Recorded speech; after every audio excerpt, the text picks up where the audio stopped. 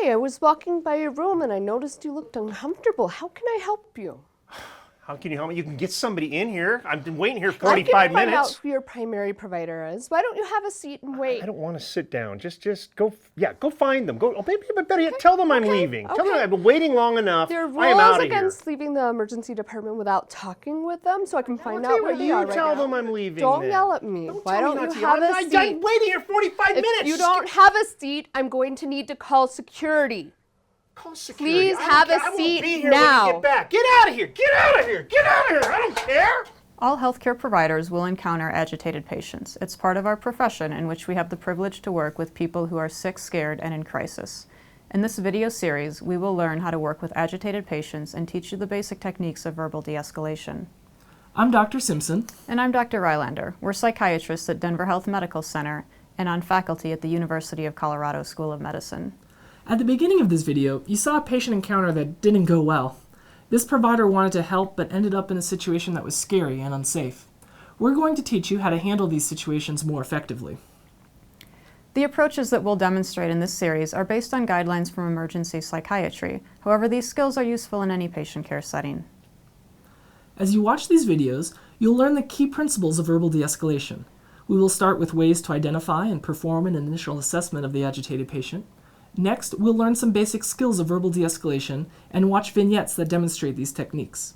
We will then build on this knowledge by teaching some more complex scenarios that include managing teams and encountering armed patients.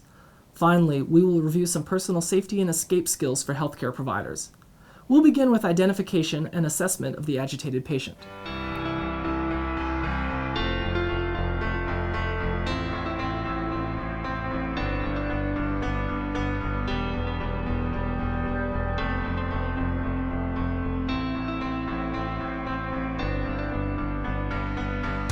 In this first chapter, we'll learn to identify the agitated patient, use a standardized scale to assess agitation, and assess the situation for safety. Agitation is an emergency and requires immediate intervention. What is agitation? Agitation is a state of excessive motor activity associated with a feeling of inner tension. Agitation may occur in any medical setting at any time in the evaluation or treatment process. Agitation is important to recognize for several reasons. First, the presence of agitation means the patient is in physical or psychological distress. Agitation may also signal the presence of a more serious, life-threatening medical or psychiatric emergency. Finally, agitation may quickly result in injury to the patient or other persons. Let's go back to the first scene and learn more about these initial assessments. The first element of identifying agitation is recognizing motor hyperactivity. This hyperactivity is often repetitive and purposeless. Examples include pacing, repetitive hand gestures, fidgeting with clothing, and foot tapping. In this scene, the patient was pacing. When patients are agitated, they become much less attentive to their surroundings. Their range of focus narrows, and they lose their ability to process what is being said. Their thoughts become repetitive and perseverative in nature.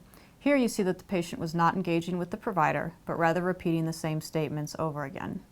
We recommend the use of a standardized scale to assess the agitated patient. In our service, we use the Behavioral Activity Rating Scale, or BARS. The BARS is a 7-point scale. A BARS of 4 is a normal level of activity. You and I should be a 4 right now. Lower scores suggest lower activity. A 3 means the patient appears sedated. A 2 suggests the patient is asleep but responds normally to verbal or physical contact. A 1 suggests the patient is difficult or unable to arouse. Low scores don't represent agitation, but they do suggest hypoactive behaviors, concerning for other processes including medication side effects or delirium. BARS scores above 4 represent agitation.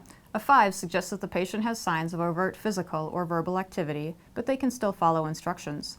A patient at a 6 is extremely or continuously active, and a patient with a 7 is violent. Although the BARS scale suggests a BARS of 7 requires restraints, oftentimes these patients can be de-escalated without coercive interventions. As we rewatch the last lines of the prior video, what score would you give this patient? You can find out who your primary provider is. Why don't you have a seat and wait? I don't want to sit down. Just go. Yeah, go find them. Go. Oh, maybe better yet, tell them I'm leaving. Tell them I've been waiting long enough. There are I am out rules of here. against leaving the emergency department without talking with them, so I can find I'll tell out you where what, they you are right tell now. them I'm leaving. Don't then. yell at me. Why tell me don't not you to have yell. a I'm seat? waiting here 45 minutes. If you don't have a seat, I'm going to need to call security. Call security. Please I don't have care. a I won't seat be here now. when you get back. Get out of here. Get out of here. Get out of here. I don't care. The patient does not respond to verbal redirection, suggesting they are more than a 5. This patient is at least a 6 to start, and by the end of this ineffective encounter, the patient is violent and scores a 7. Let's try another scene. This patient appeared confused on the street, and the police brought him to the emergency department for an evaluation. It was like the other day or a week ago when Hi, Norman. My name's Dr. Albert. I'm a That psychiatrist. there was that guy. How are you doing? He had a cup. He had Okay. a cup and You're looking a little upset right now. Do you had want to that sit down thing. so we can talk about it? he had that thing and Okay. then Thanks for sitting down. Tell me a little bit more about what's going they on. put that thing in my way and How would you score this patient on the bars? This patient is pacing, but responding to verbal directions to sit down. He's not so agitated that he can't attend to a conversation with his provider. He would be scored a 5 on the bars. Using the bars provides an easy way to communicate the patient's mental status, helps staff feel more comfortable with agitated patients, and helps the unit feel safer. The most important indicator of impending violence or increasing agitation is the patient's current symptoms and presentation. An evaluation of the patient at this moment in time is more helpful for predicting violence than a history of prior violence, diagnoses, vital signs, or any laboratory workup. Another crucial part of your assessment is considering your surroundings. Be aware of objects that may be dangerous if thrown or otherwise used as a weapon. Some obstacles may represent a fall hazard or may entangle the patient or other persons. Exits should be readily accessible for both the patient and other persons. Let's consider the surroundings of this latest scenario. Consider the placement of furniture in the room. Are there objects between you and the patient? Also, where are the exits? Both the clinician and patient should be able to easily exit the room. The first video certainly had objects that were potentially dangerous. While the bed may prevent the patient from too quickly reaching the clinician, it is also an obstacle for any staff. Beds may be moved or flipped by an agitated patient. We have reviewed how to identify and assess the severity of agitation, and we've discussed keeping in mind the safety of your surroundings. The final point we need to make now is that agitation is a symptom, not a diagnosis. Agitation may result from delirium caused by many different disease processes, including seizures, infections, metabolic derangements, or medication side effects. Also consider intoxication, withdrawal, or decompensated psychiatric illness in your differential. The medical evaluation of the agitated patient is beyond the scope of this lesson. For now, remember that agitation is a symptom of a more serious condition and can quickly escalate if not addressed promptly. Fortunately, you don't need to know why the patient is agitated in order to use verbal de-escalation. In the next chapter, we will begin learning these techniques.